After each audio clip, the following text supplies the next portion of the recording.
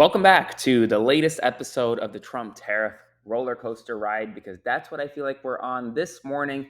Donald Trump and the White House, alongside the Chinese delegation, have announced that tariffs on China, tariffs on the United States will be paused for a period of 90 days.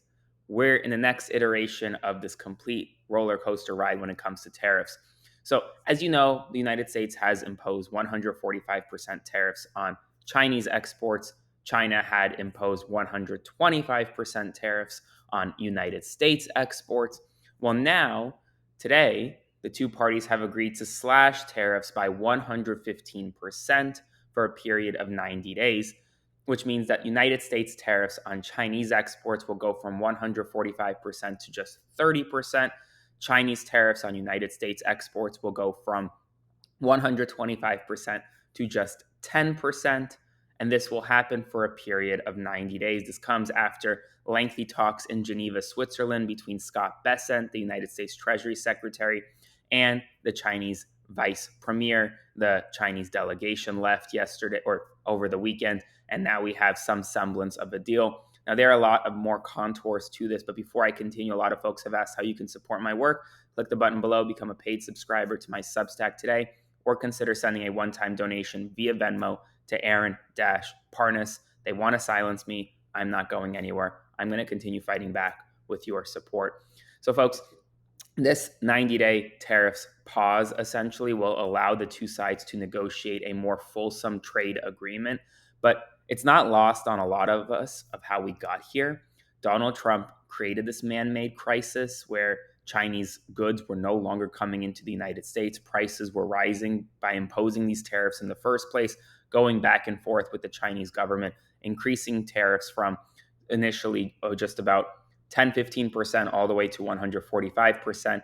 And now, just about a couple months later, we're now down to 30%. That is still not an insignificant tariff. So prices will still rise, just not as much as before.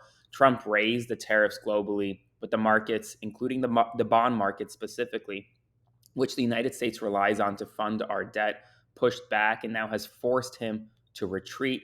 It's really a clear example of how markets can influence power, how markets can influence what the president is doing. And bond yields this morning aren't painting a very different picture, are painting a very different picture from what the market is, with a 10-year yield jumping to nearly 4.5%. This could be due to lingering concerns about inflation, or perhaps the market's still just a bit uneasy as it relates to the short-term nature of this truce before the truce between the United States and China. The stock market is expected to rise significantly today, but the bonds are not reacting the same. In non-tariffs news, federal judges have reported receiving hundreds of unwanted pizza deliveries to their homes since February, spanning at least 7 states and raising security concerns. Many of these judges are those that are involved in cases challenging Trump administration policies. Donald Trump has confirmed overnight that his administration is set to accept a high-end Boeing 747-8 jumbo jet from Qatar's royal family to use instead of Air Force One. This would be the most extravagant and expensive gift given by a third-party foreign country to an American president. And according to reports, once Trump finishes his presidential term, his second term in 2029, it will be transferred to the Presidential Library Foundation for his presidential library.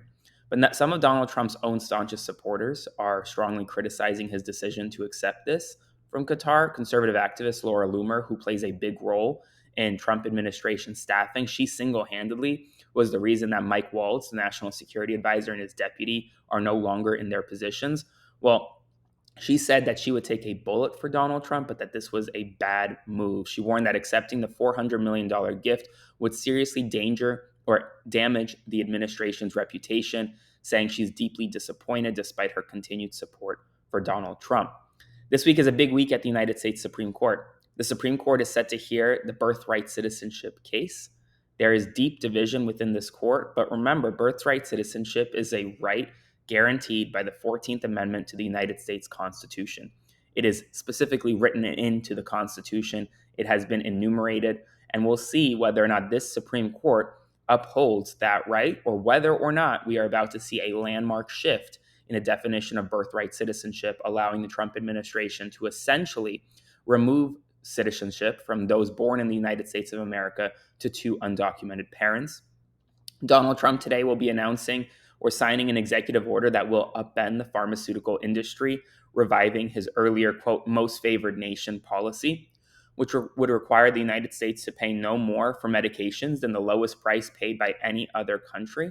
This is a move that will have significant backlash in the big pharma community, and critics argue that it could potentially reduce American innovation in the pharmaceutical industry and the pharmaceutical sector. But with that being said, there are a lot of proponents to this executive order. One of the big critics to this is the fact that it's being done through executive order and not through legislation. And that brings me to my next point, that Donald Trump has signed only 5 pieces of legislation that has come out of Congress since the start of his second term. That's the least in years, according to MSNBC. According to Pablo Manriquez in the Migrant Insider, the first flight carrying Afrikaner migrants from South Africa is scheduled to arrive at Dulles Airport this morning. The State Department will hold a press conference at 1 p.m., so stay tuned. The governor of Baja California, Marina del Pilar Avila, announced on social media yesterday that the United States has revoked both hers and her husband's tourist visa. She did not provide a reason for the withdrawal. Hamas has announced that Idan Alexander, the final American hostage still alive in Gaza, will be freed this week as part of ongoing ceasefire negotiations.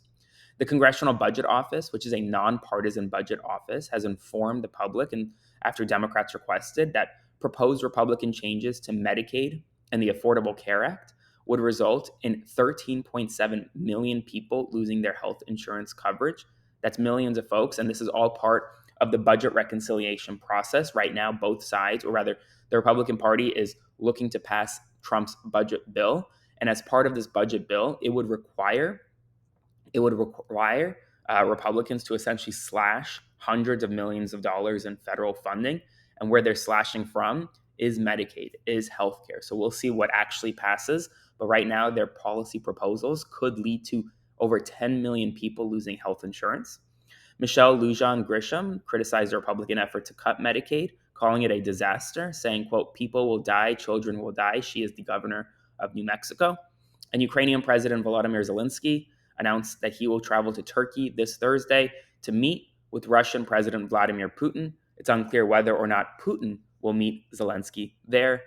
Folks, that's all the news right now. It's shaping up to be a very busy news day, so stay tuned. I'll provide you updates every step of the way. If you want to support my work, click the button below, become a paid subscriber to my Substack today, or send a one-time donation via Venmo to Aaron-Parnas to support, and I'll see you this evening.